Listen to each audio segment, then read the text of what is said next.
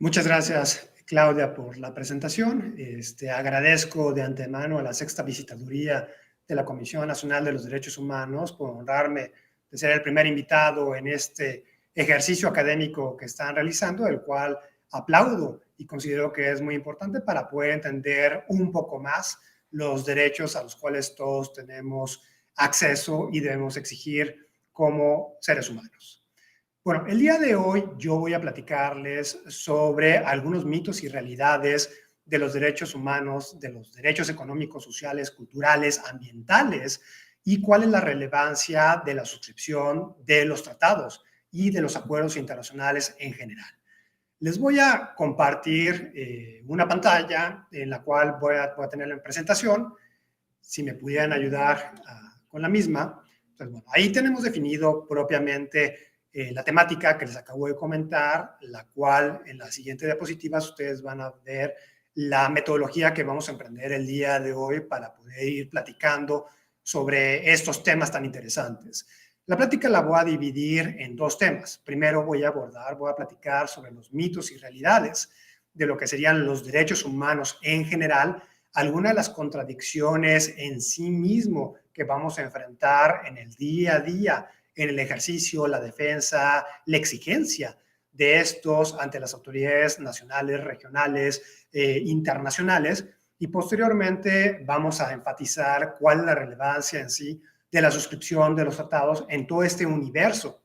que vamos a tener de fuentes del derecho internacional, ¿no? Haciendo hincapié de que tenemos una multidiversidad de instrumentos, de fuentes del derecho internacional, las cuales también van a servir como punto de partida para poder realizar una exigencia en materia de derechos humanos.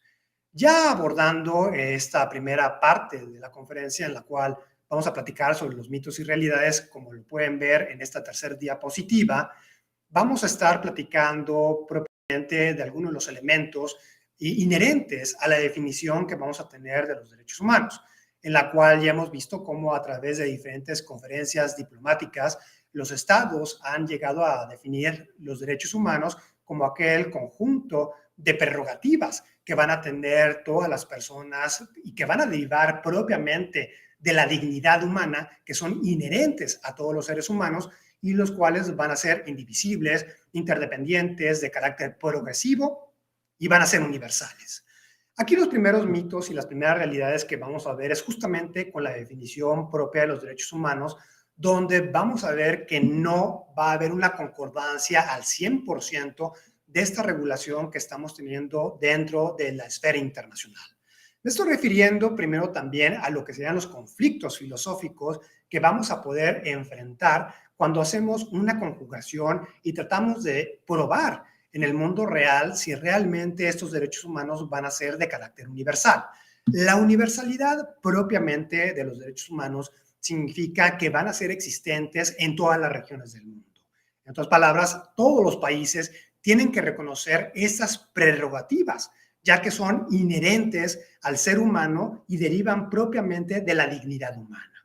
La problemática que ya tenemos con este carácter universal y que posteriormente lo vamos a estar afinando un poco más y viendo cómo hay esta contradicción ya dogmática, es que propiamente esto nos hace pensar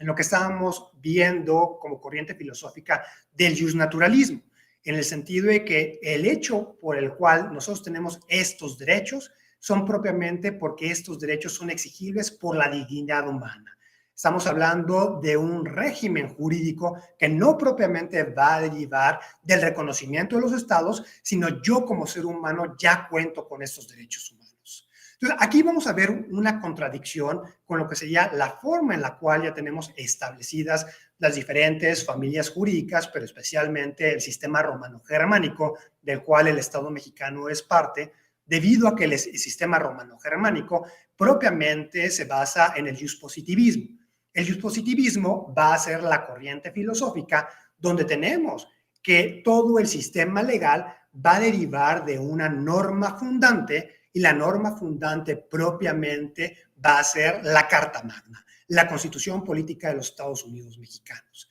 Entonces, la contradicción entre el juspositivismo y el justnaturalismo es que ya vamos a tener que no propiamente estos derechos humanos derivan de la dignidad humana, sino podrían señalarse que los mismos van a derivar y van a ser reconocidos por parte del Estado mexicano hasta el momento en el cual el Estado mexicano realiza la ratificación, la aceptación de un instrumento internacional donde este tipo de derechos los vamos a tener codificados. Entonces, aquí la universalidad también se va a ver un poco atacada, este elemento esencial de los derechos humanos, debido a los otros criterios de interpretación que tenemos, por ejemplo, en la Corte Europea de Derechos Humanos, donde estamos hablando del margen de apreciación, del relativismo cultural, en el cual se va a reconocer que los estados, en las medidas propiamente de sus recursos nacionales, van a poder ir implementando y reconociendo estos derechos para que sus nacionales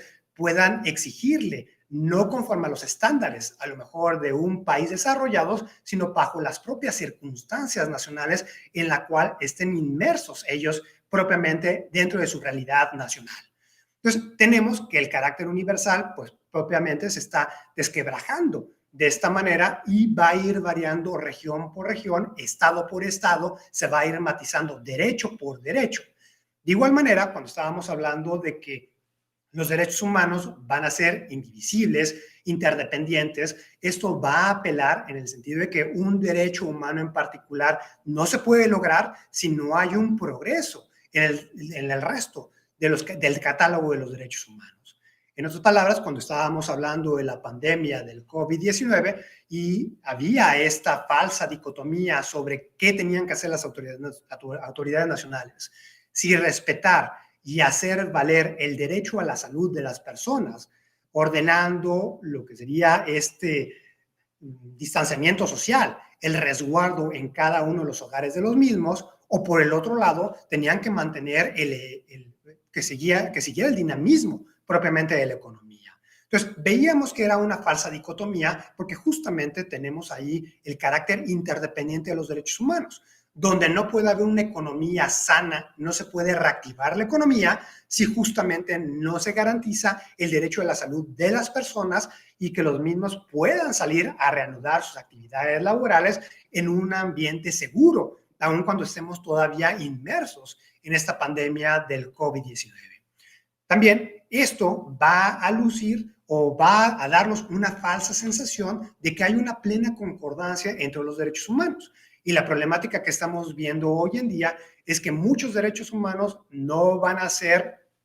a una manera prima facie, a una simple vista, concordantes, sino muchas veces va a haber una oposición entre el ejercicio de un derecho humano con el ejercicio y el respeto del otro. Justamente lo veíamos con las manifestaciones que ha habido alrededor del mundo, ya sea por el exceso del uso de la fuerza letal por parte de las autoridades nacionales, por el ejercicio de a lo mejor del derecho de manifestación de grupos feministas, los cuales están exigiéndole a los gobiernos que haya una protección hacia sus personas respecto a este número tan gravoso de feminicidios que estamos viendo, por ejemplo, en el caso del Estado mexicano. Y aquí vamos a ver qué derecho humano va a ser mucho más preponderante. Este derecho humano a la libre asociación, a la libre manifestación, o cuándo se va a encontrar ya el límite del mismo en lo que sería la destrucción de monumentos históricos. Y justamente esta, a lo mejor, lucha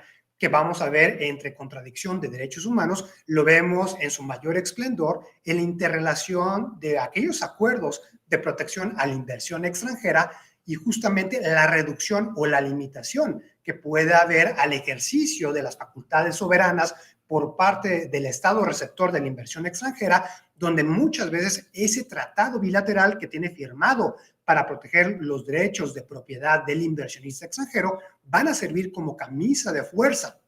para el Estado para poder evitar que éste implemente política pública que pueda afectar la inversión extranjera de estos extranjeros en particular. En otras palabras, pues vamos a ver una lucha constante entre lo que sean los derechos individuales y los derechos colectivos, donde la regla general es que siempre los derechos humanos de la colectividad van a tener un aspecto preponderante respecto de los derechos individuales, y justamente ahí vamos a ver una de las características por las cuales muchas veces los derechos humanos van a ser derogables en aquellos escenarios excepcionales que se reconocen dentro de los instrumentos internacionales. De igual forma, pues tenemos que los derechos humanos van a ser de carácter progresivo. Eso significa que los instrumentos internacionales que codifican los derechos humanos no van a ser letra petrificada, sino se busca que estos sean instrumentos vivos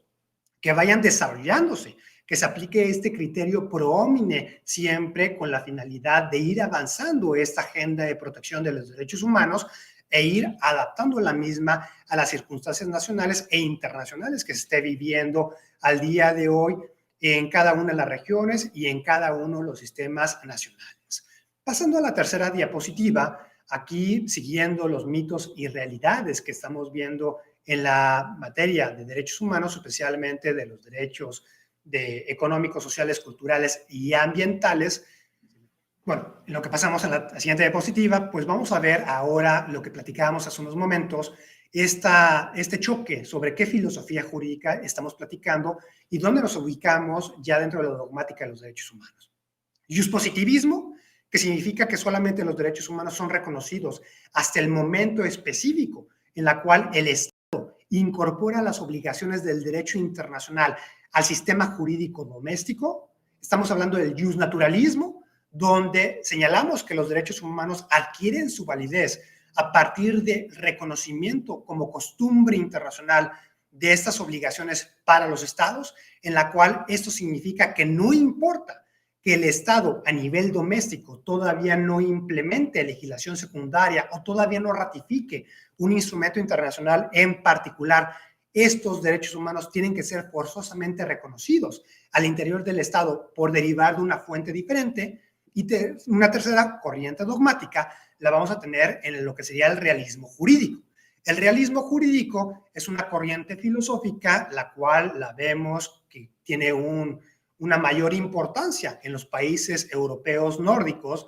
y de igual forma en el sistema jurídico estadounidense. Y el realismo jurídico, lo cual nos va a señalar, es que no importa el origen de la norma. Lo que va a importar es el poder predecir cómo va a ser el comportamiento de las autoridades nacionales. En otras palabras, el realismo jurídico nos va a incorporar un aspecto ulterior donde está influenciando la ideología personal de las autoridades nacionales, lo que sería la propia mística institucional para poder determinar cómo va a ser el comportamiento de cada una de las autoridades respecto a la interrelación con la sociedad civil o con las personas en particular en concreto.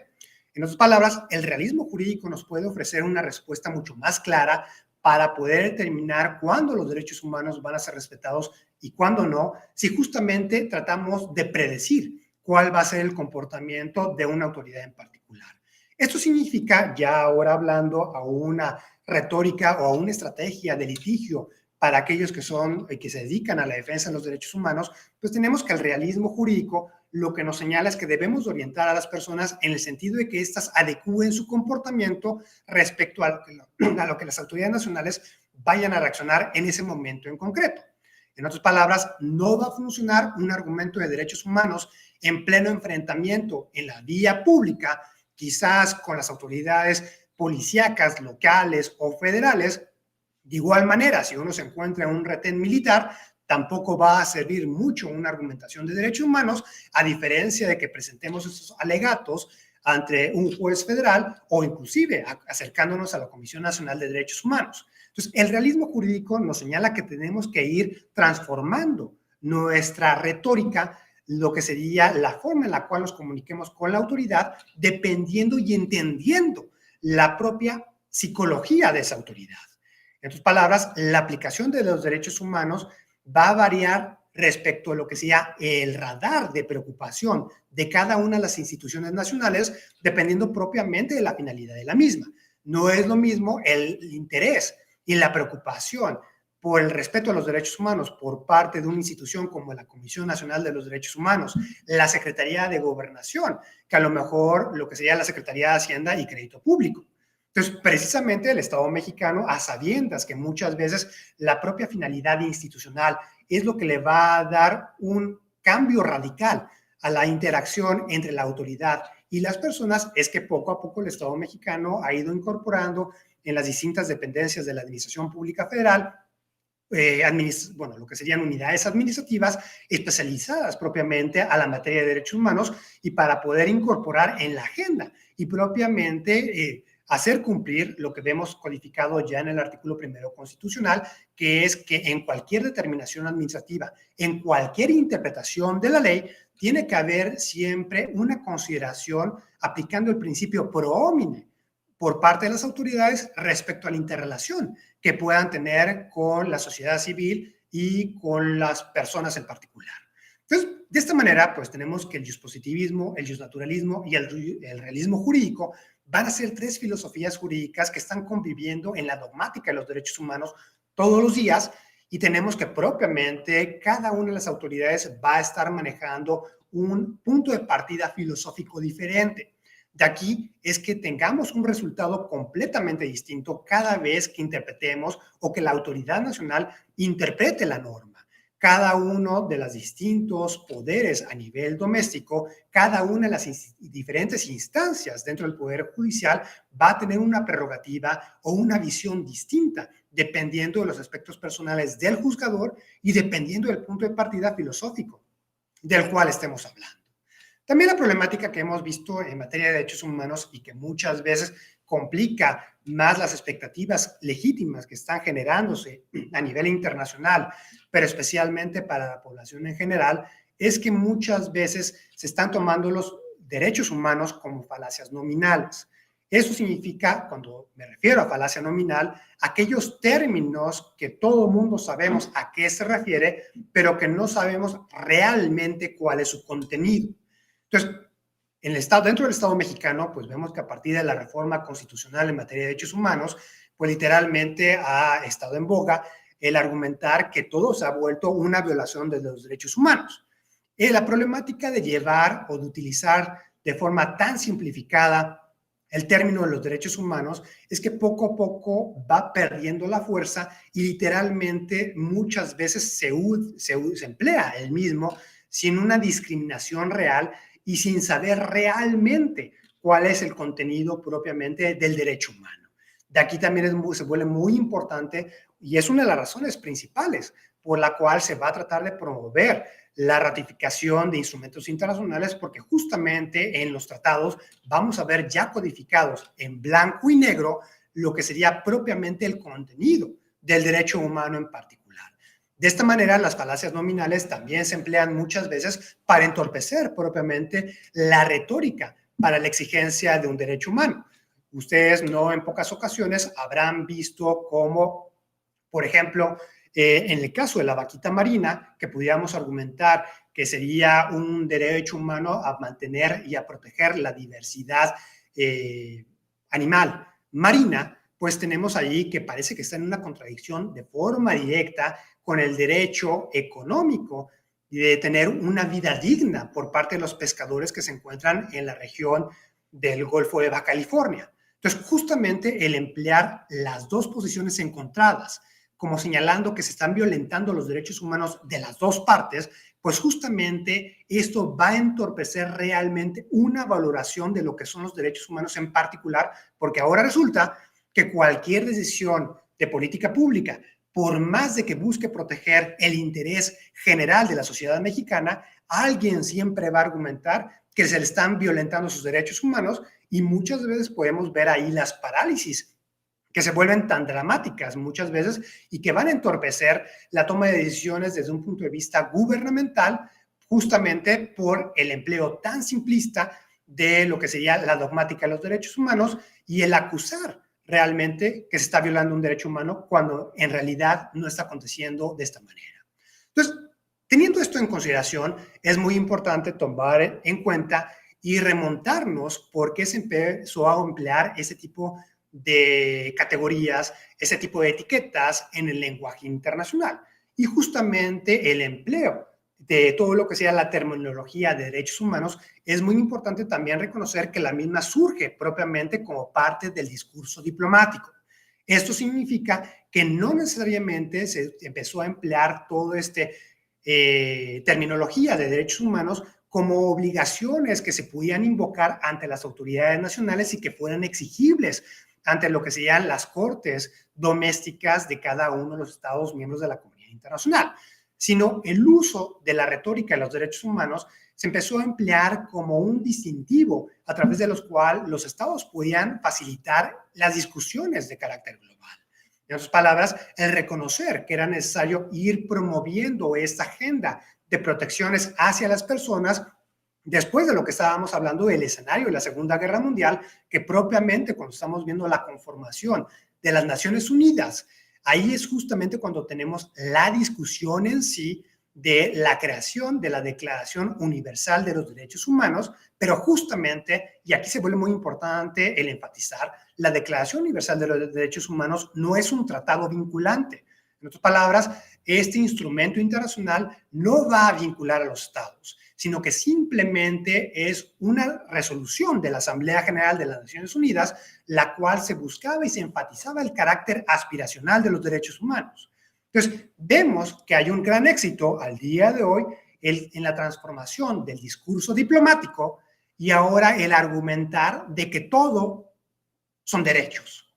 Entonces, bueno, desde un punto de vista como abogado, facilita mucho el emprender acciones legales ante cortes nacionales, el argumentar que todo lo reconocido en instrumentos internacionales son derechos exigibles por parte de las personas, por parte de las sociedades, ante las autoridades locales.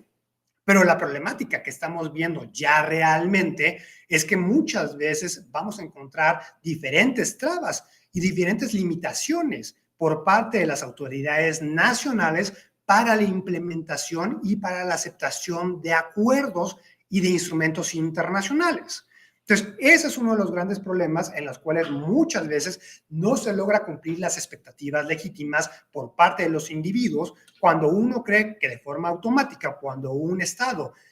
se adhiere a un instrumento internacional, uno va a creer mágicamente que van a aumentar los estándares nacionales respecto a la protección de ciertos derechos humanos en particular, pero literalmente en el día a día, en la esfera internacional, se ha demostrado que no hay ninguna correlación entre el aumento de los estándares nacionales a partir de la entrada en vigor de un tratado en particular. De igual forma, otra de las problemáticas que tenemos, y justamente donde se evidencia lo que platicábamos hace unos minutos de que no son universales, tan universales los derechos humanos, es justamente la distinción que se hace entre el norte y el sur dentro de la comunidad internacional. Propiamente, hemos visto cómo en diferentes regiones del mundo muchas veces se ha argumentado que estos derechos humanos son el nuevo instrumento de aquellos estados occidentales para seguir con esta labor imperialista, colonialista, para poder arrasar con el relativismo cultural, con la identidad cultural nacional de cada uno de los estados, e ir implementando poco a poco esos estándares en los cuales se consideran como aceptables en una parte del mundo en particular, pero no en el resto. Y justamente aquí, bueno, podemos nombrar como ejemplos como en los estados africanos, en los estados árabes, se ha tratado de ir en contra de la práctica histórica que era la mutilación de la genitalia femenina,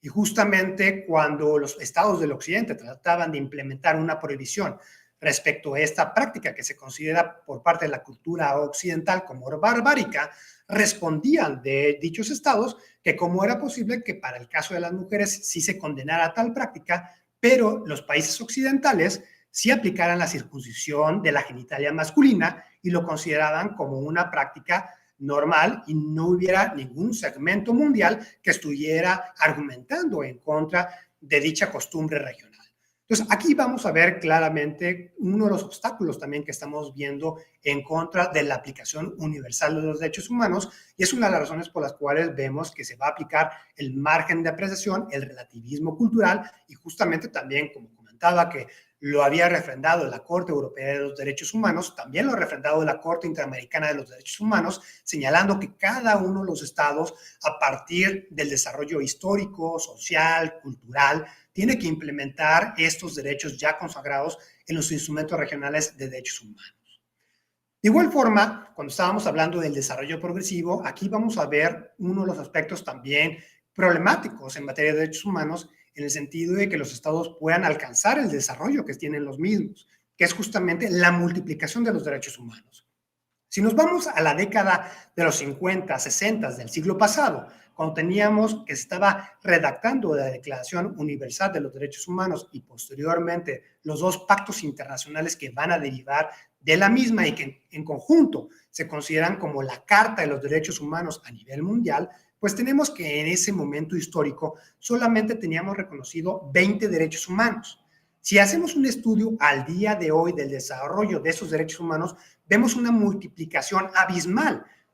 Hoy en día estamos hablando que hay alrededor de más de 300 derechos humanos reconocidos. Entonces, la problemática al considerar que todo es un derecho es que al mismo tiempo estamos haciendo que nada se convierta en un derecho y que poco a poco se vaya diluyendo el valor del reclamo, de hacer una condena de la violación de un derecho humano, y de igual manera estamos viendo la posibilidad de que cada vez haya mayor contradicción entre los mismos y que los mismos no puedan coexistir de manera armónica. Y justamente uno de los últimos mitos y realidades de los derechos económicos, sociales y culturales, especialmente, es el carácter de la justiciabilidad, en la cual se argumenta que al ser derechos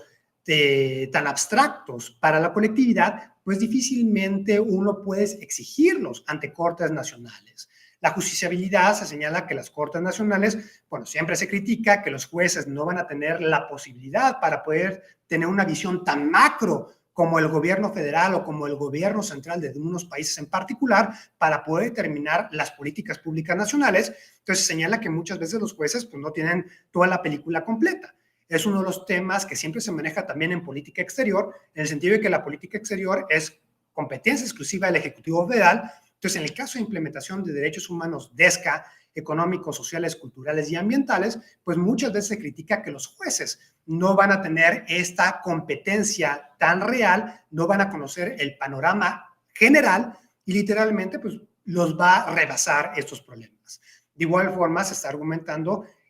cuando se señala que no son justiciables los derechos de ESCA, que los jueces no deben de meterse precisamente por la división de poderes, ya que la implementación de estas políticas públicas macro para implementarlos, pues son propiamente competencia exclusiva del Poder Legislativo y del Poder Ejecutivo. Y finalmente se señala que por el bono democrático, cuando un proyecto en particular gana ciertas elecciones, pues literalmente los jueces no pueden tumbar ese proyecto político por el cual fueron electos por la mayoría de la población permanente del Estado y que literalmente pues, no se puede desviar este proyecto político simplemente porque se considere la violación de un derecho en particular. Bueno, pues todos esos son mitos que afectan al día a día en lo que sean los reclamos por parte de los individuos para la protección de los derechos humanos, especialmente los derechos humanos económicos, sociales y culturales y ambientales. A continuación, les voy a empezar a platicar ahora sí sobre la relevancia y la importancia de la implementación de los tratados y de la celebración de los mismos. En la siguiente diapositiva, ya justamente cuando aterrizamos ya este tema, pues bueno, la primera pregunta y justo que lo que yo comentaba en un principio es que los tratados no van a ser la fuente exclusiva del derecho internacional. Aquí un grave error que se tiene, especialmente por la forma en la cual la Constitución Política de los Estados Unidos Mexicanos trata a los tratados y la exclusividad en la implementación y regulación de los mismos, es que todo el mundo cree que los tratados son el derecho internacional. Y están equivocados. Los tratados no son el derecho internacional, sino van a ser expresiones que confirman la preexistencia del derecho internacional. En otras palabras, los tratados, las convenciones, son una de las variantes, una de las fuentes del derecho internacional. Eso significa que hay un abanico de fuentes restantes que nos van a ayudar a codificar, a explicar, a ahondar sobre los derechos humanos. Justamente los tratados van a servir como el puente entre lo que tenemos en este aspecto inicial, que ustedes pueden ver una de las frases que tomé del preámbulo de la Declaración Universal de los Derechos Humanos, donde señalaban que los derechos humanos iban a ser la aspiración más elevada del hombre. En otras palabras, que los estados tenían que hacer su esfuerzo mayor para tratar de lograr esta aspiración.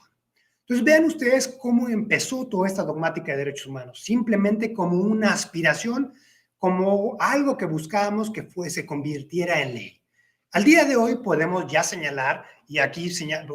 puse un extracto de la decisión de la Corte Europea de los Derechos Humanos en el caso Avery contra Irlanda de 1979, en la cual nos señalaban que la Convención busca garantizar que los derechos humanos sean prácticos y efectivos, más no teóricos o ilusorios. Entonces, eso significa que los derechos humanos, aun cuando los tengamos ya codificados en instrumentos internacionales, que los tengamos propiamente ya reconocidos en el texto constitucional,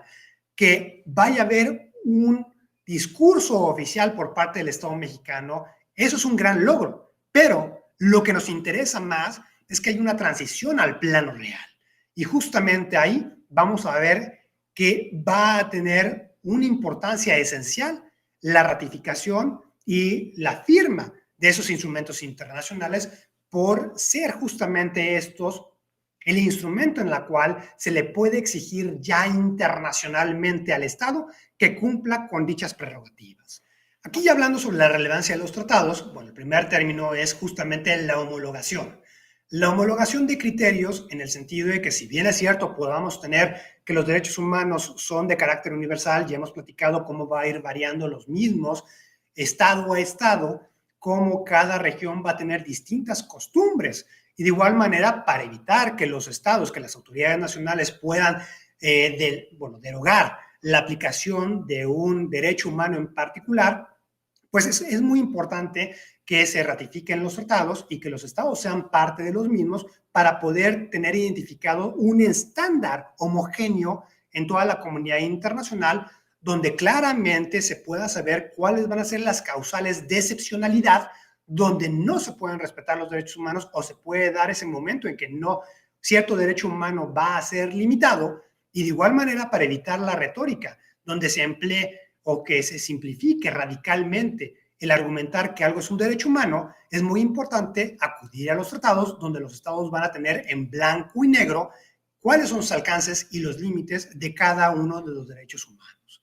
Entonces, justamente el segundo elemento, cuando vemos que los derechos humanos van a ser reconocidos como obligaciones erga omnes, pero especialmente erga omnes partes, eso significa que no se le va a deber el derecho internacional, no va a obligar al Estado a que le respete un derecho a otro Estado en particular, sino los derechos humanos significa que ese Estado en lo individual le debe la protección de los derechos humanos, inclusive solamente de su población nacional, a toda la comunidad internacional. Esto asegura que la comunidad internacional tenga la facultad para poder opinar sobre los asuntos internos del Estado respecto a la implementación de los derechos humanos, que la comunidad internacional pueda cooperar para elevar los estándares nacionales de protección de los derechos humanos en un Estado en particular y para que la comunidad internacional y los organismos internacionales puedan estar verificando la forma en la cual el Estado está cumplimentando con sus obligaciones de derecho internacional. Entonces, justamente los derechos humanos es lo que han hecho la transformación radical del sistema internacional. El derecho internacional hace unos siglos, propiamente el músculo del sistema internacional era el Estado. El sujeto principal eran los entes soberanos. Vemos que con la dogmática de los derechos humanos, el músculo del derecho internacional, el principal sujeto del mismo, se vuelve ya las personas, los individuos. De esta manera, pues vamos a ver que los tratados de derechos humanos van a tener un dinamismo completamente diferente al resto de los tratados a nivel internacional. Los tratados en materia de derechos humanos van a dejar de lado el carácter recíproco de las obligaciones que se le deben a los demás estados. Por ejemplo, si ustedes ven la Convención de Viena sobre Relaciones Diplomáticas, la Convención de Viena sobre Relaciones Consulares, ustedes se pueden dar cuenta que estas relaciones son relaciones vis a vis, frente a frente. Un Estado le puede exigir las obligaciones y sus derechos al otro. Cuando hay una violación de esos derechos, el Estado puede implementar sanciones coercitivas, sanciones unilaterales, actos unilaterales, en la cual puede afectar los derechos del otro Estado. Lo vemos siempre cuando hay un descontento en las relaciones diplomáticas, que muchas veces los estados terminan expulsando y decretando como personas no gratas a ciertos agentes diplomáticos, y el otro estado, en respuesta, termina también realizando la misma acción, expulsando a los agentes diplomáticos acreditados en su territorio de ese estado en particular. Ahí vemos el carácter recíproco, espejo de las relaciones de los tratados internacionales. En materia de tratados de derechos humanos, esto ya desaparece. La exigencia ahora ya no es recíproca, sino es para toda la comunidad internacional, y justamente este carácter de obligaciones erga omnes va a ser reconocido por parte de la Corte Internacional de Justicia, que es el órgano principal judicial de las Naciones Unidas,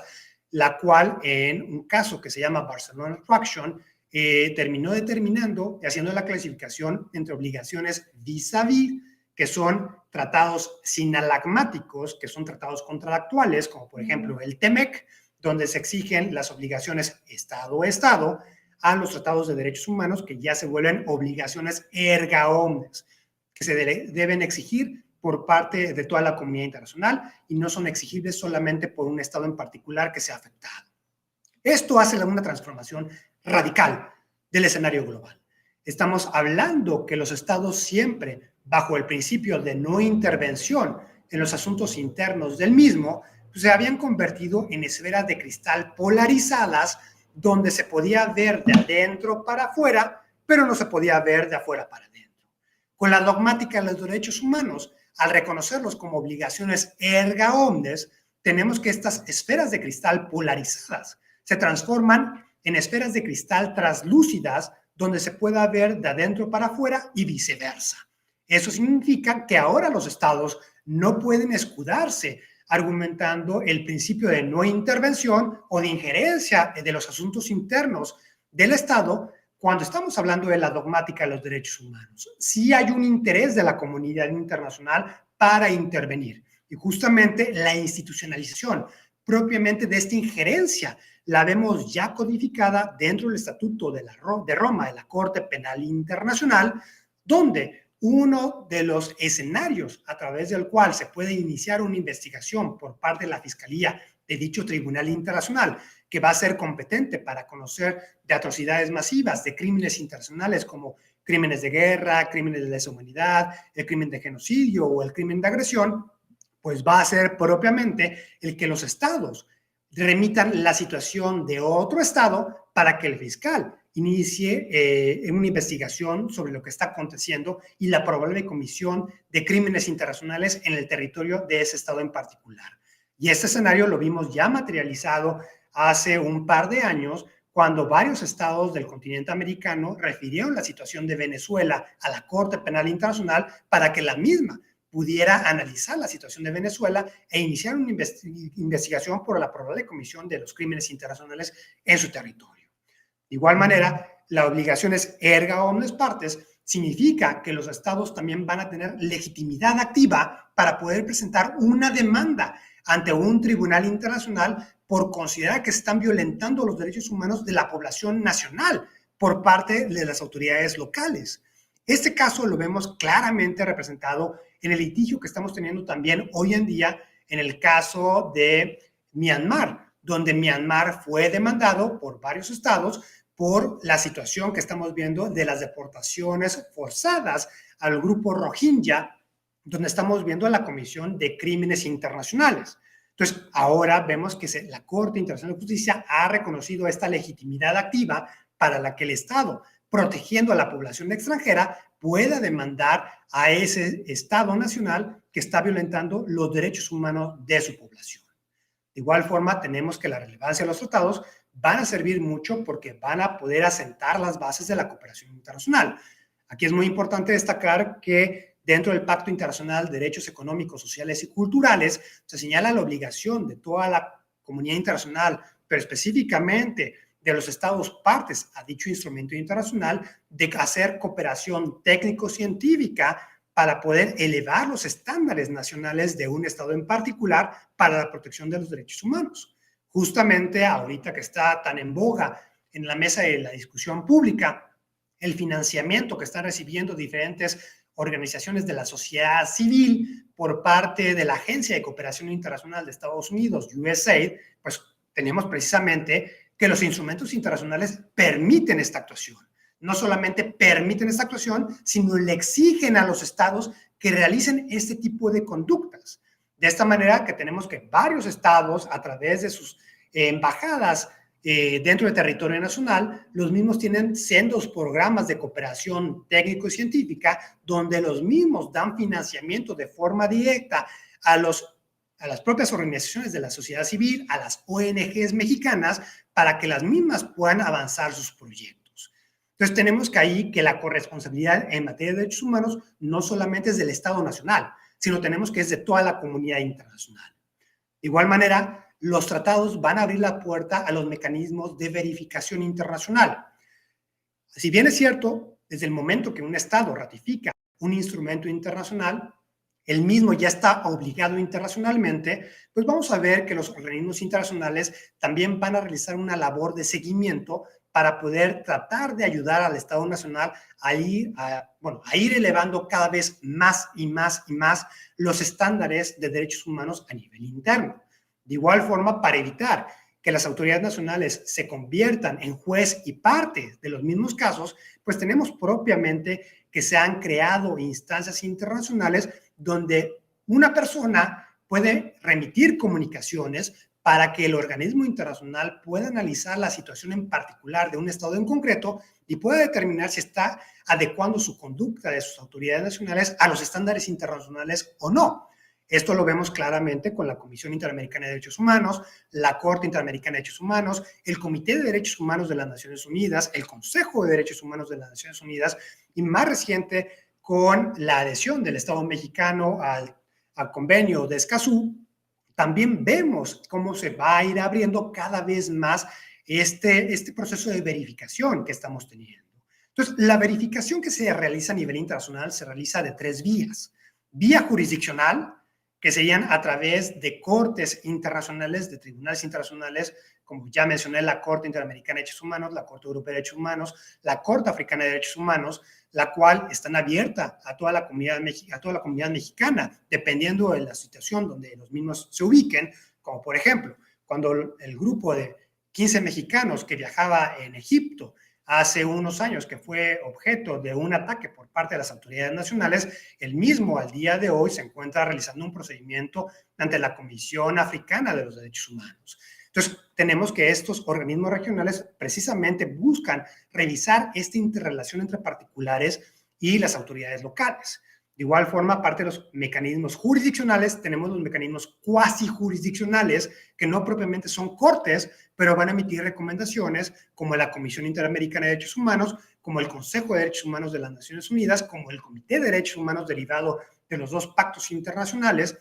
el cual va a emitir recomendaciones hacia los estados, y finalmente tenemos organismos políticos donde también se puede llevar al foro de la discusión algún tema en particular sobre un estado en concreto, que es la discusión que tenemos en el Consejo de Derechos Humanos de las Naciones Unidas, o muchas veces cómo se lleva la discusión en particular, como hace unos años el gobierno de México llevó a la Asamblea General de las Naciones Unidas la falta de cumplimiento por parte del gobierno estadounidense en la implementación del fallo Avena, que fue el fallo que la Corte Internacional de Justicia emitió cuando el gobierno de México demandó a Estados Unidos por sendas violaciones a la Convención de Viena sobre Relaciones Consulares, especialmente por la falta de notificación consular en más de 50 casos de mexicanos que fueron sentenciados a la pena de muerte en Estados Unidos.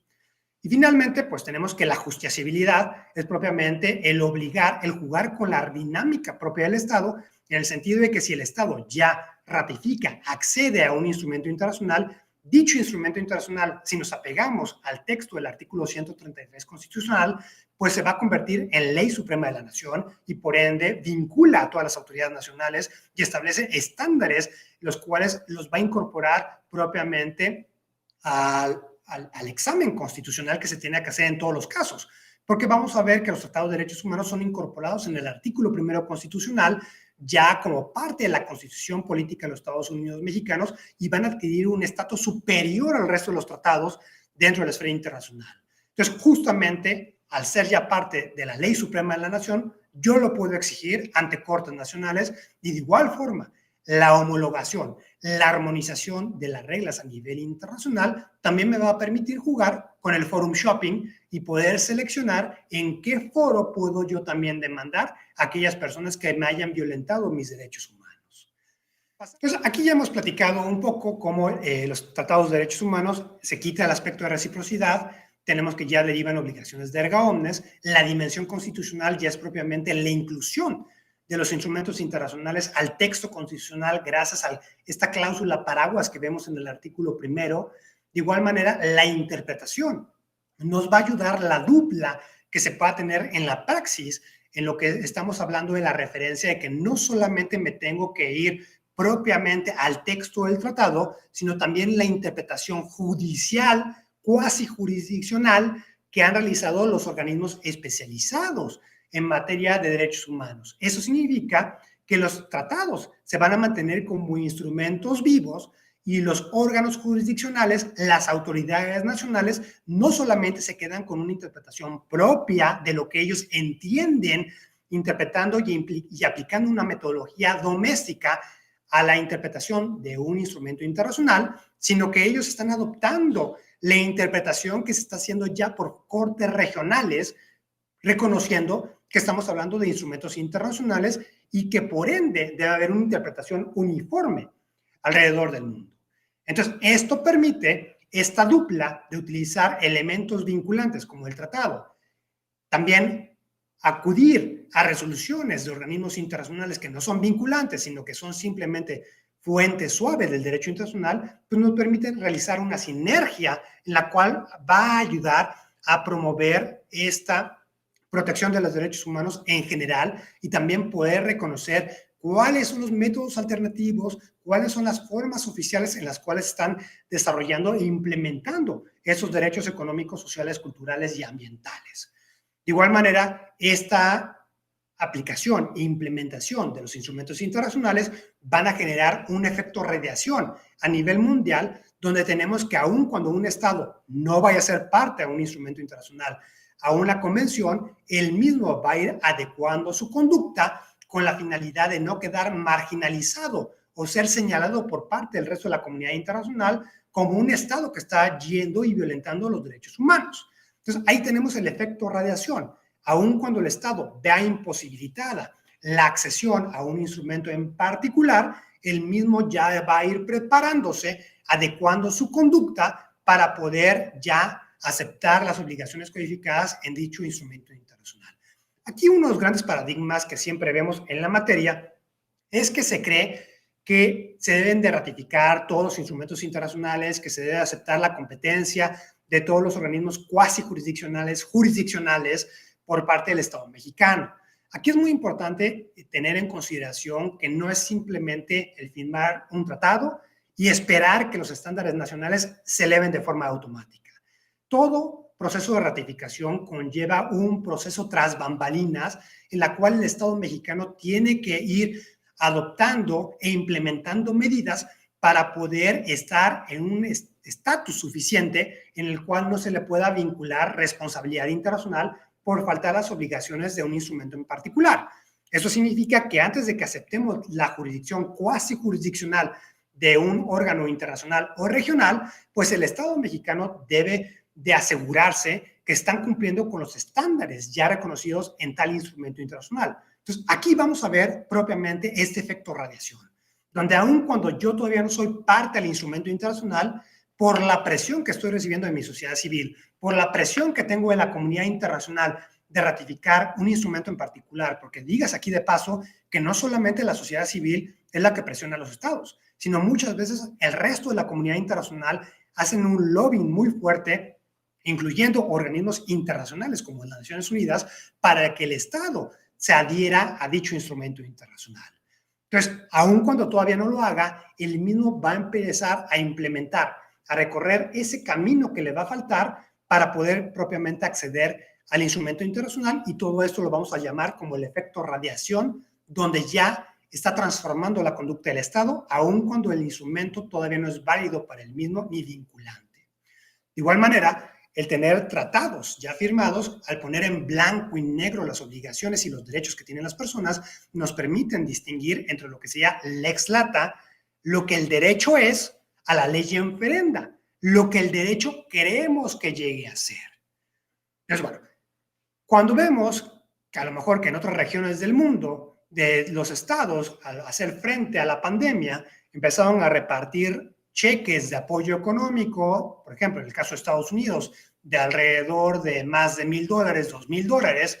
pudiéramos considerar que en un país en vías de desarrollo alguien creyera falsamente que el recibir un cheque sería parte de estos derechos que los mismos pueden exigir a la luz del Pacto Internacional de Derechos Económicos, Sociales y Culturales, por la obligación del Estado de mantener ciertos estándares de calidad de vida, pues vamos a ver que ahí va a ser una expectativa falsa. Esto no está señalando una cuantía en concreto del instrumento internacional, y el derecho humano no nos señala que se tenga que medir con estándares extranjeros.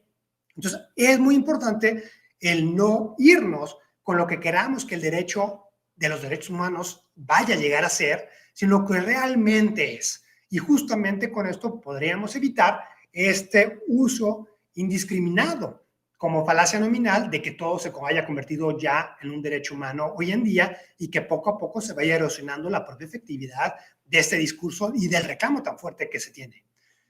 Cuando estamos hablando de la justiciabilidad y cómo estamos manteniendo como instrumentos vivos la vigencia de estos tratados, pues tenemos que el hacer una mezcla entre las fuentes suaves, el tomar en consideración para elevar los estándares nacionales la opinión de distintas instancias a nivel internacional. Esto va a evitar que los estados tengan que ratificar a cada rato un nuevo instrumento internacional, y básicamente lo que permite la interpretación, adecuándonos a las circunstancias del momento, de que los estados se conviertan en instrumentos vivos. Por ejemplo, aquí les pongo en pantalla el caso Al-Mahdi, que fue desahogado ante la Corte Penal Internacional, que es uno de los escenarios en los cuales podemos ver cómo ya en la práctica podemos ver materializado el respeto que hay a lo que sería el derecho a mantener vigente y viva la cultura de un país en concreto, o de ciertos grupos especiales de algún segmento poblacional. En este caso tenemos que a nivel internacional no solamente los derechos humanos se hacen valer a través de los órganos autocontenidos, que son propiamente aquellos órganos que derivan solamente de las cuestiones de derechos humanos en particular, como la Corte Interamericana de Derechos Humanos, la Comisión Interamericana de Derechos Humanos, la Corte Europea de Derechos Humanos, la Corte Africana de Derechos Humanos, que todos derivan solamente de instrumentos de derechos humanos, sino que vemos que la protección de los derechos humanos, aprovechando la fragmentación del derecho internacional, también van a ser respetados a través de otras instancias que no propiamente van a tener la etiqueta de derechos humanos, como por ejemplo la Corte Penal Internacional, donde gracias al trabajo de la Comisión de Derecho Internacional de las Naciones Unidas, desde ya hace varias décadas, cuando se empezó a estudiar la posibilidad de crear un código penal internacional de crímenes internacionales, se empezaba a codificar como crímenes de guerra, crímenes de lesa humanidad, la destrucción de patrimonio cultural y de igual manera la contaminación masiva del medio ambiente como herramienta para avanzar en objetivos militares. Entonces tenemos que hoy en día la Corte Penal Internacional ya tuvo su primer caso donde terminó condenando a, si no me recuerdo, 6-9 años a este Al-Mahdi, el cual, bueno, básicamente él realizó conductas delictivas en el sentido de que destruyó varios mausoleos en la ciudad de Timbuktu, donde esto buscaba erradicar todo lo que sean los aspectos culturales de la población permanente y local de dicha región. Ahí vamos a ver que esta obligación la tenemos codificada en el artículo 15, numeral 2 del Pacto Internacional de Derechos Económicos, Sociales y Culturales, donde señala que entre las medidas que los estados deberán adoptar para asegurar el pleno derecho de este derecho figurarán las necesarias para la conservación de la cultura. Justamente, ahora ya dentro del Estatuto de Roma, en la Corte Penal Internacional, se va a codificar y a caracterizar como un crimen de guerra todas aquellas conductas donde se dirija intencionalmente ataques contra edificios dedicados a la religión, a la educación, las artes, las ciencias o la beneficencia y los monumentos históricos. Entonces, ahí vemos cómo no solamente este respeto a los derechos humanos en materia cultural se encuentran codificados en el Pacto Internacional, sino los estados también van a coadyuvar de otros elementos para protegerlos.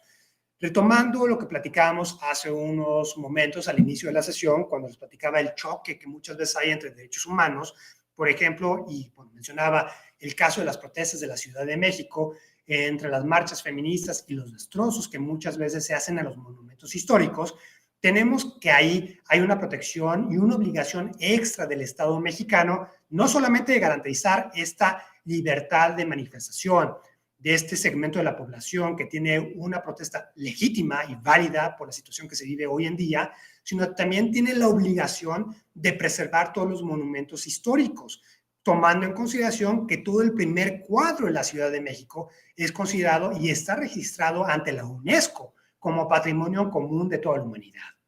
Entonces, aquí vemos esta doble obligación para el Estado mexicano. Por un lado, garantizar esta manifestación y por otro lado, también proteger la propia cultura y identidad mexicana que tenemos en nuestros monumentos históricos. De igual manera, pues tenemos otro de los derechos que tenemos, no sería el derecho al trabajo, que tendríamos eso ya codificado en el Pacto Internacional de Derechos Civiles y Políticos, sino el derecho ya estando en el trabajo, que ahora sí lo vemos codificado en el Pacto Internacional de Derechos Económicos, Sociales y Culturales, especialmente en el artículo 8, numeral 1, inciso A, donde señala que el derecho de toda persona a fundar sindicatos y a afiliarse a sindicato de su elección.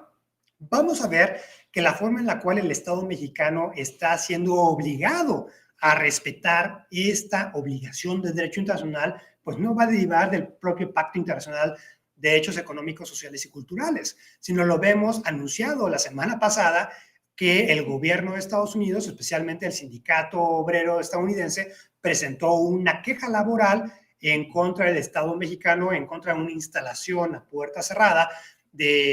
aquí en México, en la cual se había identificado que estaban previendo a los propios trabajadores a poder adherirse al sindicato de su elección. Entonces, justamente este derecho humano, este derecho DESC, pues lo vamos a ver ya protegido, pues no por parte de un organismo internacional, sino de un mecanismo cuasi jurisdiccional, el cual está contenido en el TEMEC, el tratado comercial que sustituyó al TELECAN, que fue negociado entre México, Estados Unidos y Canadá, donde vemos un mecanismo de solución de controversias sui generis, el cual se señala en el capítulo 23 del TEMEC, y que está ampliado en los anexos 23A y 23B,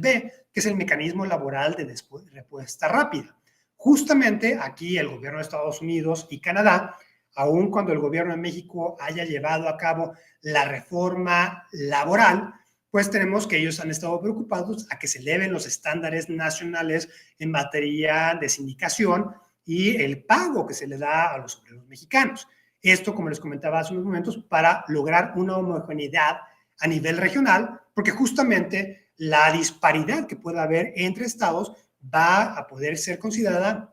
como una ventaja económica por parte del mercado nacional mexicano respecto a los mercados laborales canadienses y estadounidenses. Entonces, propiamente, ese tipo de instrumentos comerciales elevan los estándares en materia de derechos humanos y justamente el mecanismo de respuesta rápida en materia laboral, pues tenemos que el mismo va a coadyuvar para que el Estado mexicano pueda implementar de forma rápida y con alguien verificando la propia situación que tenemos a nivel nacional y para evitar que el Estado mexicano argumente en foros internacionales que sí estamos implementando todo en la ley, que la ley está reformada, como comentábamos hace unos momentos. No buscamos que los derechos humanos sean aspiraciones, sino que lo que queremos es que sean realidades. Entonces, este instrumento internacional es lo que está obligando y justamente, e irónicamente, quien se vuelven los órganos verificadores, pues sería tanto Estados Unidos y Canadá, los cuales, en el caso de Estados Unidos, ya veíamos el año pasado, hace 2 años, también como en la opinión pública, pues había mucho escándalo por el uso que iba a haber de los agregados laborales para darle un seguimiento pormenorizado a la forma en la cual el Estado mexicano estaba implementando la reforma laboral y de esta forma pues vemos que esta presión extranjera coadyuva para los propios intereses de la población mexicana. Pasamos ahora a lo que estamos todavía inmersos, la propia pandemia del SARS-CoV-2, del COVID-19. Aquí tenemos que el artículo 12 del Pacto Internacional de Derechos Económicos, Sociales y Culturales señala el derecho de toda persona al disfrute del más alto nivel posible de salud física y mental, y ahí, por ende, los estados están obligados a la prevención y el tratamiento de las enfermedades epidémicas. Y el artículo 2, que está vinculado al artículo 12, señala que cada uno de los estados se compromete a adoptar medidas tanto por separado como mediante la asistencia y la cooperación internacional para lograr progresivamente la plena efectividad de los derechos aquí reconocidos. Bueno, el Pacto Internacional de Derechos Económicos, Sociales y Culturales propiamente no está diseñado para enfrentar lo que estamos viviendo hoy en día. Precisamente ahí tenemos la complementariedad de otros instrumentos internacionales, como lo sería el Reglamento Sanitario Internacional emitido por parte de la Organización Mundial de la Salud. Entonces, cuando ustedes ven en medios de comunicación, por ejemplo, en el caso de China, que ellos llevaron a cabo la diplomacia de mascarilla, regalándole a la comunidad internacional lo que serían propiamente insumos médicos y posteriormente la promesa de hacer patrimonio común de toda la humanidad la vacuna que eventualmente ellos conocieran y posteriormente empezar a otorgarles créditos financieros a diferentes estados para que pudieran comprarles vacunas. Y de igual manera, vemos la administración estadounidense ahora encabezada por Joe Biden, la cual está enviando vacunas a diferentes países, como lo estaba haciendo India antes de ser afectada por esta lamentable ola de contagios que estamos teniendo hoy en día en dicho territorio. Pues vamos a ver esta obligación de solidaridad que hay por parte de la comunidad internacional de extender la mano al resto de los países para poderles ayudar y reconociendo la asimetría que tenemos entre las distintas economías a nivel mundial. Entonces, tenemos que los derechos DESC, pues no propiamente van a circunscribir a una autoridad en concreto, sino como son derechos que vamos a tener que van a afectar a toda la comunidad internacional, a toda la población del mundo, pues todo el mundo tiene una preocupación, especialmente por ser cuestiones transfronterizas. Por ejemplo, el derecho a acceder a una vida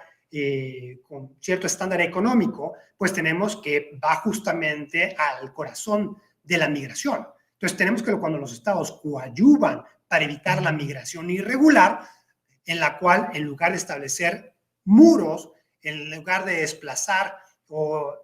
a las autoridades nacionales para correr a los migrantes, pues vamos a ver que los estados ven una forma mucho más inteligente el establecer programas de cooperación técnico y científica para elevar los estándares nacionales de cada uno de los estados, y que es justamente lo que el Estado mexicano está haciendo en Centroamérica desde hace unos años con el programa Sembrando Vidas y Jóvenes Construyendo el Futuro, en la cual se crean estos programas para evitar que haya una migración masiva a territorio nacional y también a territorio estadounidense. Entonces, justamente esto lo vemos en el tema de la pandemia y la razón y el reconocimiento de que la humanidad no va a poder regresar a la normalidad hasta en tanto se puedan controlar la situación que estamos viviendo a nivel global. Y justamente esto lo vemos reconocido.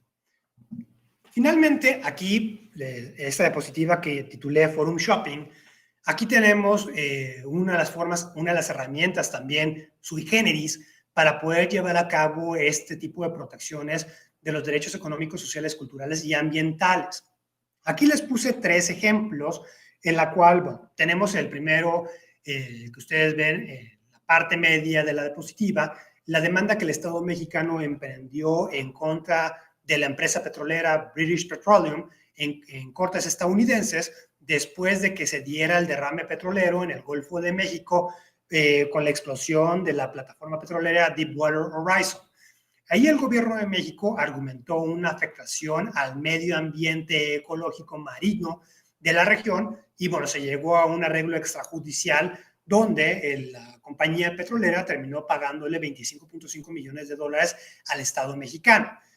Entonces, este tipo de cuestiones es muy importante reconocerlas porque no necesariamente vamos a encontrar un foro internacional, un tribunal internacional, una corte internacional, la cual pueda tener una competencia para conocer de este tipo de asuntos. Ustedes también van a escuchar muchas veces en las noticias, en los medios de comunicación, cómo algunos actores políticos, abusando de la ignorancia que se tiene muchas veces de estos temas,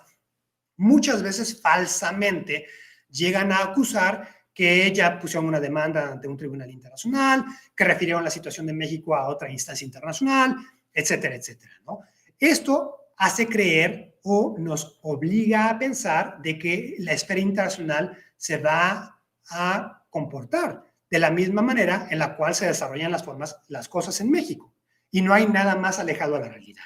Aquí es muy importante reconocer nuevamente que todos los sistemas internacionales, todos los sistemas nacionales, los sistemas jurídicos van a ser diferentes. Entonces, no hay que caer en el error de esta visión imperialista donde creamos que México se vuelve el ombligo de todo el universo y que todo gira alrededor de la forma en la cual lo realizan las autoridades nacionales. Eso significa que va a haber un relativismo jurídico en cada uno de los países. Cada una de las cortes va a tener una forma de iniciar procedimientos distintos. Entonces, cuando ustedes escuchan cada vez en medios de comunicación que alguien acusa que remitió la situación de México a la Corte Penal Internacional, pues están jugando con lo que sería propiamente la realidad y las expectativas que uno pueda generar respecto a eso, porque literalmente una persona en particular sí puede mandar una comunicación a la Corte, pero eso no necesariamente lleva a que sea lo mismo que una denuncia presentada ante el Ministerio Público, ante un fiscal dentro del territorio nacional. En otras palabras, no se abre de oficio una investigación, sino la Fiscalía tiene que hacer una valoración propia. Entonces, bueno, al haber esta pluralidad de regímenes jurídicos, uno puede jugar con ellos y de ahí agarrarse para poder exigir el respeto de estos derechos humanos. Y de igual manera, cuando no se puede exigir el respeto, sí se puede exigir que le paguen a uno daños y perjuicios y también jugar con la forma de reparación que se reconoce en cada uno de los países. Por ejemplo, veíamos lamentablemente hace unas semanas cómo en medios de comunicación se señalaba que las personas que fallecieron en el accidente de la línea 12 del metro se le iba a dar una compensación económica de 50,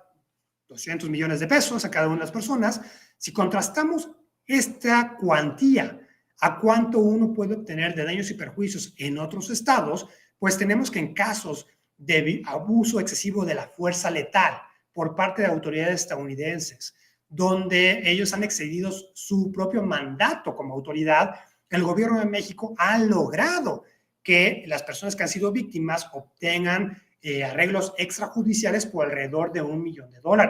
Y muchas veces cuando estas demandas prosperan, como por ejemplo, recientemente una persona que fue asfixiada de forma similar, como el caso de George Floyd, en San Diego, terminó recibiendo una compensación por $15 millones por haberse considerado como un uso excesivo de la fuerza letal por parte de las autoridades. Entonces, justamente el forum shopping, el llevar a cabo una estrategia de litigio para poder identificar cuál es el foro ideal para yo demandar, especialmente, y también para en contra de cuáles serían las posibles personas que puedo yo demandar, es justamente lo que nos permite realizar este forum shopping para poder determinar ante qué corte yo podría presentar este reclamo judicial siempre y cuando este foro me sea favorable y yo pueda acceder al mismo, que es justamente lo que México hizo en el caso de la empresa petrolera British Petroleum. En lugar de demandarlo ante cortes domésticas mexicanas, por ser el Estado mexicano el que sufrió el daño y territorio nacional, pues México decidió acudir al foro extranjero estadounidense. De igual manera, tenemos ahí del lado derecho, ustedes van a ver un caso, el cual fue un caso que se llevó también ante cortes estadounidenses, donde literalmente un grupo de personas de la India terminaron demandando a una de las instancias del Banco Mundial porque el Banco Mundial había otorgado un préstamo a entes privados de la India y los mismos habían construido una planta termoeléctrica, la cual... Entonces, les mencionaba que el último caso que ahí viene señalado, bueno, uno de los últimos casos, es el caso de JAM versus la Corporación Financiera Internacional, que va a ser uno de los órganos del Banco Mundial. Entonces, aquí tenemos que este tribunal, bueno, este organismo internacional fue demandado por este grupo de pobladores de la India, ya que los mismos consideraron que el Banco Mundial había faltado sus obligaciones en la cual él mismo tiene que velar que se respeten los derechos humanos de la población. Al haber construido esta planta térmica, pues tenemos que hubo una contaminación masiva a un lago, el cual se encontraba ahí en la región, y bueno, justamente esto produjo un gran número de pérdidas para todos los pescadores, y los mismos estaban solicitando la reparación del daño, aproximadamente varios millones de dólares, pero ahí, bueno, tenemos que el Banco Mundial logró zafarse de la reclamación gracias a la inmunidad diplomática, la inmunidad que se le reconoce a los organismos internacionales dentro de los acuerdos sedes que se están firmando con los distintos estados a nivel mundial. Pero aquí lo interesante se vuelve cómo este foro es un foro disponible para uno presentar demandas en la cual pueda tener una mayor fuerza la reclamación en contra de las autoridades internacionales o las autoridades nacionales. Entonces, vean cómo aquí se vuelve muy interesante el ver y el no considerar a la India como el responsable de la falta de supervisión, sino el ver considerado como responsable al Banco Mundial, y esto es por la coadyuvancia que tiene que haber entre el organismo internacional y el Estado receptor de la inversión para la protección propia de los derechos humanos. Y bueno, finalmente ahí también les puse una fotografía de la mujer que sale ahí donde estaban argumentando que el lago Winnipeg debería ser reconocido como persona. Aquí uno de los temas y una de las diferencias que tenemos dentro del sistema del common law, a diferencia del sistema romano germánico, es la posibilidad de reconocer personalidad a cosas. Cuando estamos hablando de derecho marítimo, muchas veces cuando estamos teniendo demandas o litigios que tienen que ver sobre la forma en la cual se van a desahogar las obligaciones que se deben por parte de los navíos, las relaciones laborales con todo el personal que opera en el mismo, pues tenemos que el barco en sí tiene personalidad jurídica propia, lo que permite que el banco sea demandado de forma independiente del dueño del barco. Entonces, siguiendo esta estrategia de litigio, pues lo que están buscando es que diferentes lagos se le pueda reconocer personalidad jurídica, a la naturaleza se le pueda reconocer cierta personalidad para que la misma pueda reclamar las protecciones mínimas a favor de la misma, ¿no? Como el propio barco podría realizar representaciones para obligar al dueño a que se hiciera por mantener la navegabilidad de la propia cosa. Entonces, justamente utilizando esta diversidad de que tenemos en cada uno de los sistemas legales, especialmente las familias jurídicas, pues vemos una forma muy innovadora en la cual hoy en día se está tratando de implementar esas obligaciones de derecho internacional. Entonces, como ustedes pueden ver, la forma en la cual uno va a hacer el reclamo y se establecen las diferentes formas de litigio para hacer la protección de los derechos humanos van a ir variando, van a ayudar mucho la suscripción de los tratados a nivel interno, porque ahí ya uno los puede exigir a nivel nacional, pero también van a permitir que uno pueda emprender demandas legales, inclusive en contra del propio Estado Nacional, ante cortes extranjeras, y justamente utilizar toda esta multiplicidad. Y gracias a que el derecho internacional ha surgido de manera fragmentada, gracias a que tenemos 193 sistemas nacionales legales, pues uno puede ir jugando con todas esas variantes, y es lo que nos va a permitir que haya una fragmentación, una descentralización dentro de la protección de los derechos humanos, y justamente esto puede ayudar de una mejor manera al avance progresivo de los mismos, pero claro, tomando en consideración y siempre teniendo en mente el riesgo que se puede correr cuando estamos cayendo en este uso excesivo, una sobresimplificación donde muchos sectores, con la facilidad de la exigencia ante cortes nacionales, empiezan a utilizar o a argumentar o a afirmar que todo se convierte en un derecho humano. Bueno, hasta aquí dejaría mi intervención y procederíamos a responder preguntas.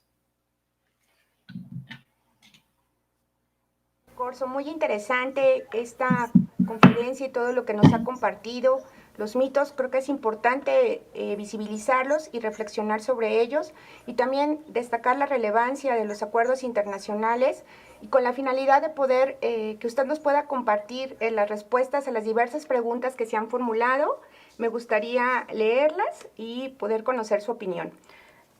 Son 7 preguntas, si le parece bien las leeríamos en bloques de 2 para que podamos dar respuesta. La primera pregunta, en su experiencia, ¿qué tendría que hacerse para homologar esa visión distinta entre autoridades? ¿Es viable y pertinente que se tenga una visión homologada? La segunda, de manera que la aplicación de mis derechos variará de acuerdo al lugar en el que vivo. ¿Esto no fomentará la migración masiva? Lo estamos viendo en México con la migración de centro y sudamericanos. Bueno, precisamente es una de las problemáticas que tenemos hoy en día y parte de uno de los derechos humanos que muchas personas o segmentos han tratado de promover. Erróneamente se considera que los derechos humanos, o bueno, se está incorporando, existe un derecho humano a la migración.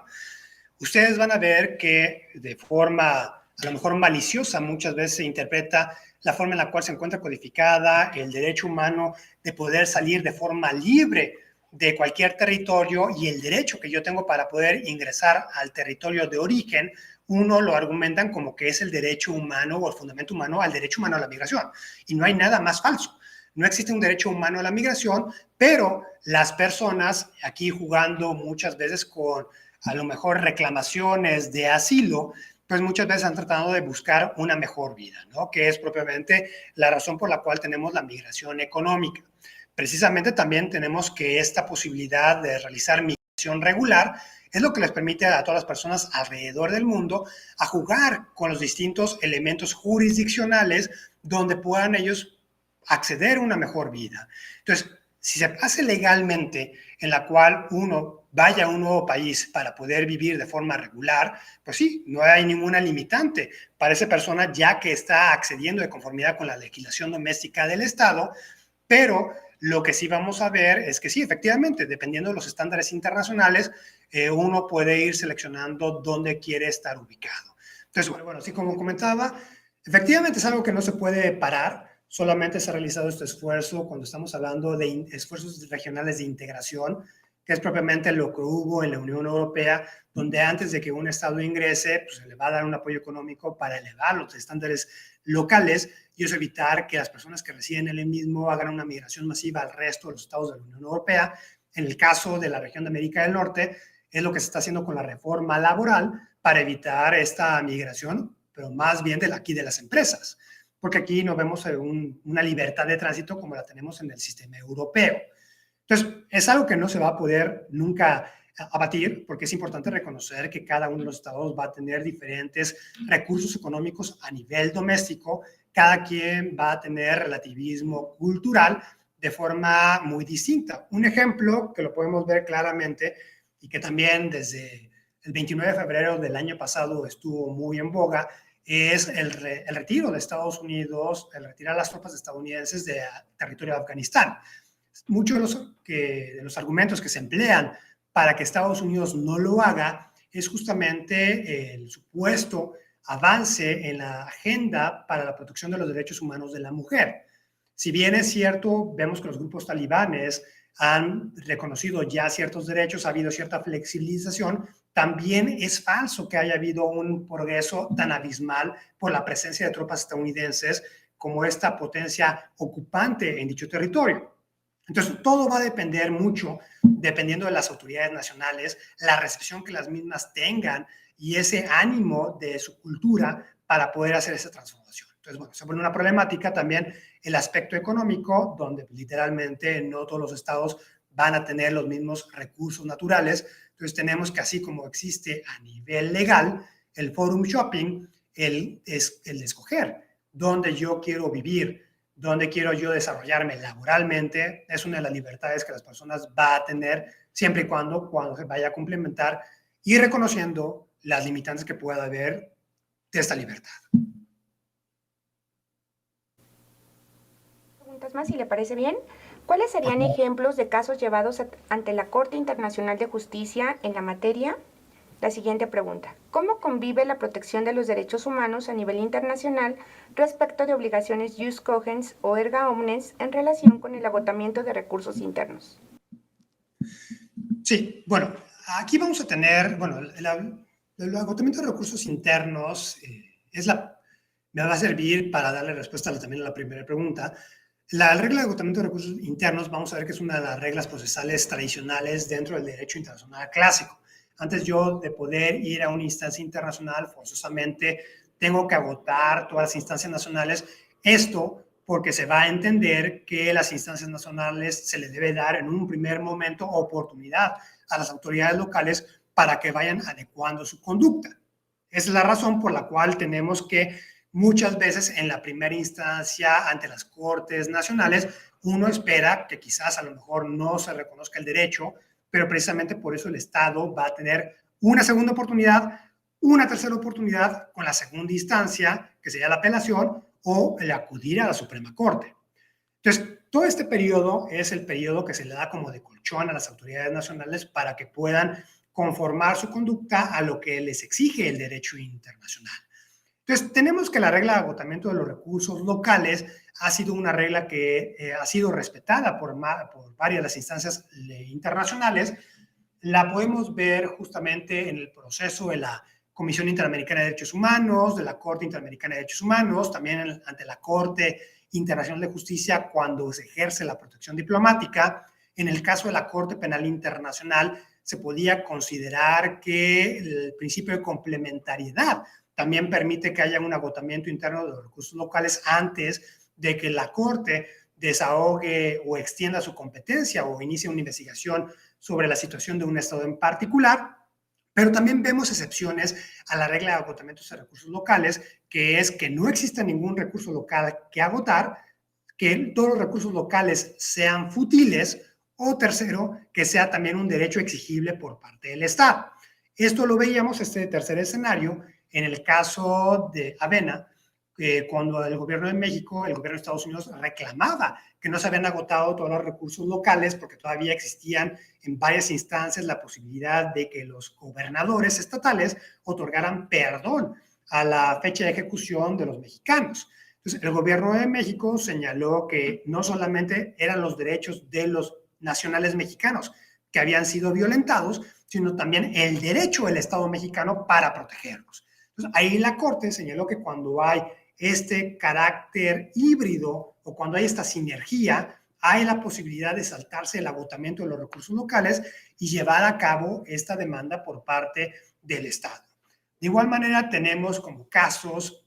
en los cuales se han llevado este tipo de demandas, pues tenemos la opinión consultiva que realizó la Corte Internacional de Justicia en el caso de pruebas nucleares, que ha sido muy criticado, pero propiamente se le preguntó si era legal o ilegal el uso de las armas nucleares, así es pregunta en general.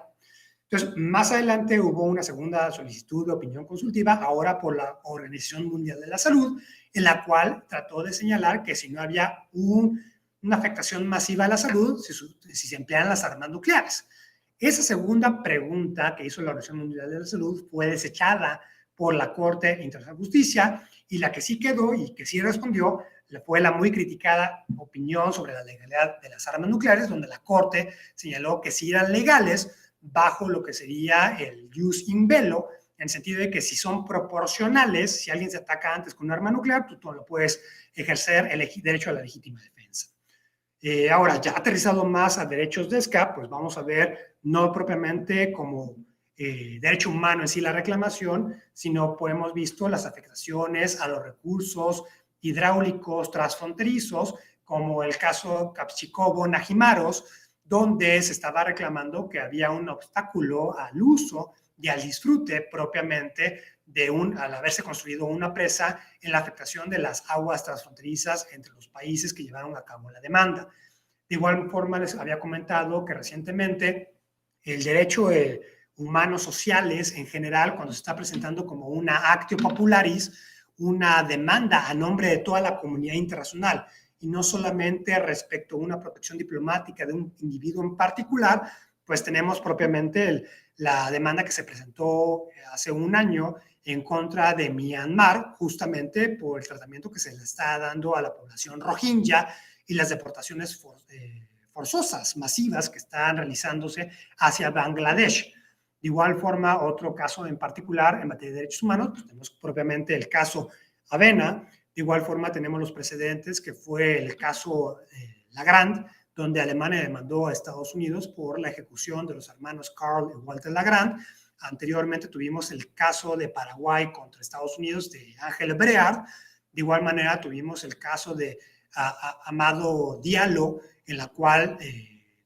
su país demandó a la República Democrática del Congo porque lo terminaron deportando sin ton ni son, después de que se rompiera la amistad personal que llevaba este inversionista extranjero con el presidente de dicho país, y realmente se le expropiaron todas sus empresas, y bueno, su país de origen termina apoyando su reclamación. Y de igual manera tenemos recientemente otro caso, el de India contra Pakistán, donde un nacional de India fue enjuiciado en Pakistán, acusado de ser un espía,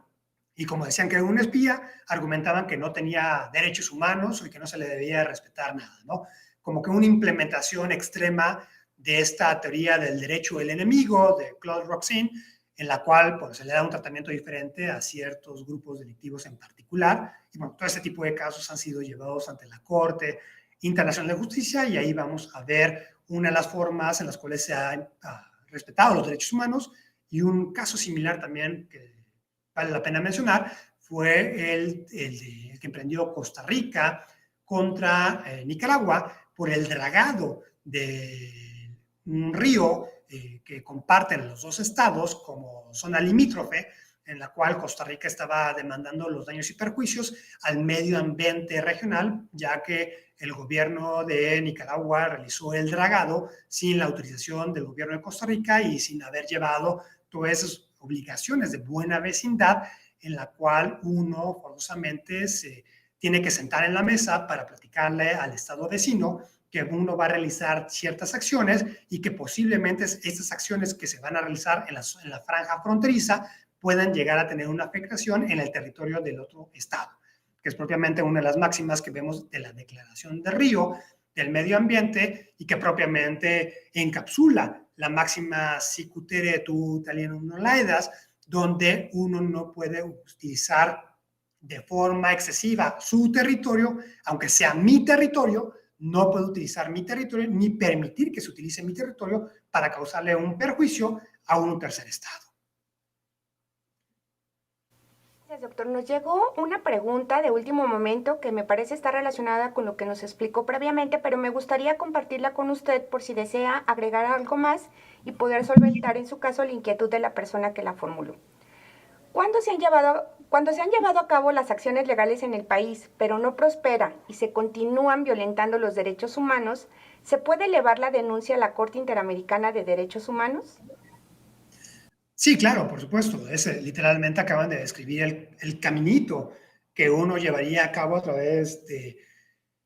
la regla del agotamiento de los recursos locales, pero aquí es muy importante destacar y tomar en consideración que las cortes internacionales y las cortes regionales, como la Corte Interamericana de Derechos Humanos, no son cortes de apelación para las decisiones domésticas. Entonces, la reclamación que se va a hacer ante dichas instancias es sobre la violación del instrumento de derechos humanos en particular, y no tanto se estaría buscando la interpretación propia de la decisión de las Cortes Nacionales. De igual manera, bueno, no tanto. Y bueno, aquí hay que recordar, y es muy importante, y si se van con algo de esta plática, es ampliar el horizonte.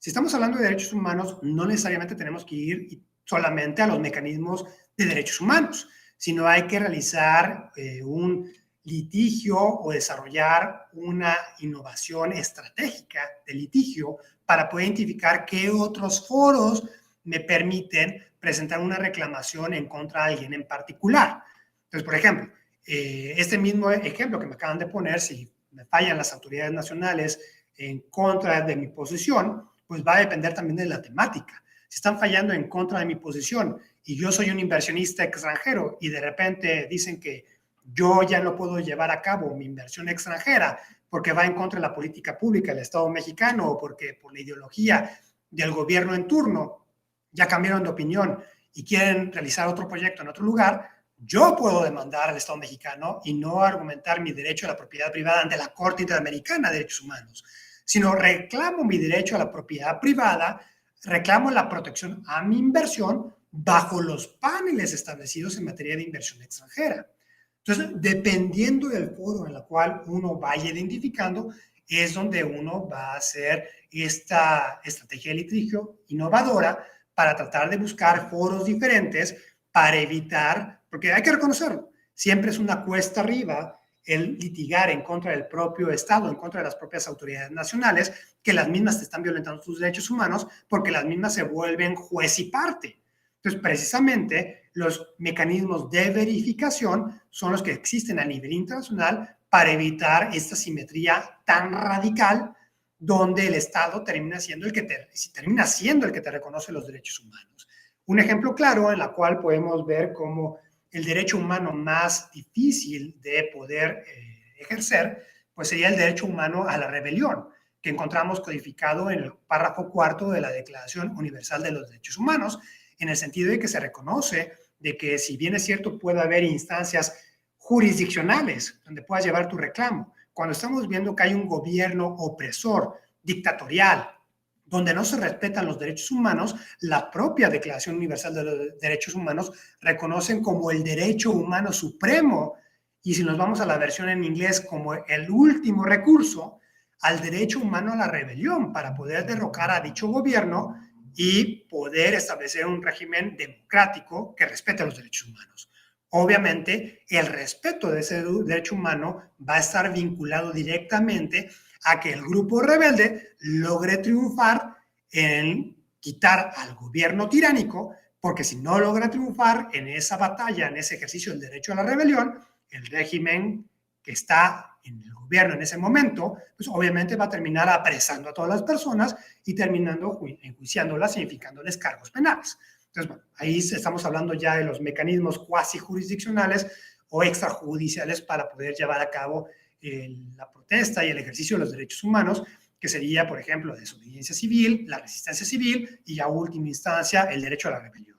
Entonces, bueno, es muy importante reconocer cómo el ejercicio de cada uno de esos derechos tiene que ir cambiando en la carga de la prueba, la necesidad de conformar ciertos elementos en particular van a ser diferentes. Como por ejemplo, cuando estamos haciendo un reclamo en materia ambiental, pues no solamente puedo argumentar que me están afectando a mí como persona, sino para que tenga una mayor fuerza mi reclamo, tengo que agruparme en una colectividad. Y justamente en el agrupamiento de la colectividad es donde vemos la fuerza probablemente de la población, y una de las razones por las cuales las autoridades no emprenden acciones legales en contra de grupos en particular, como por ejemplo las protestas que se tornaron violentas en Estados Unidos por el asesinato de George Floyd, pues veíamos que no había una reacción de la autoridad, porque justamente había una igualdad de circunstancias entre las autoridades policíacas, los manifestantes, el gran número que representaban. Entonces, obviamente, eso permitía que este derecho humano de desobediencia civil, aun cuando hubiera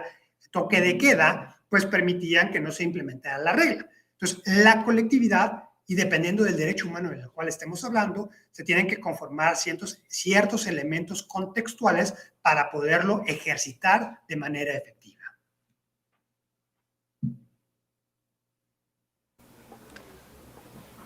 Muchísimas gracias, doctor. Apreciamos mucho su generosidad por la experiencia y tiempo compartido. Esperamos que tener otra oportunidad para encontrarnos con usted y profundizar en otros temas que consideramos de la mayor relevancia. Finalmente, les invito a ver el siguiente video sobre nuestra oferta educativa y les recuerdo que en la CNDH defendemos al pueblo. Muchas gracias.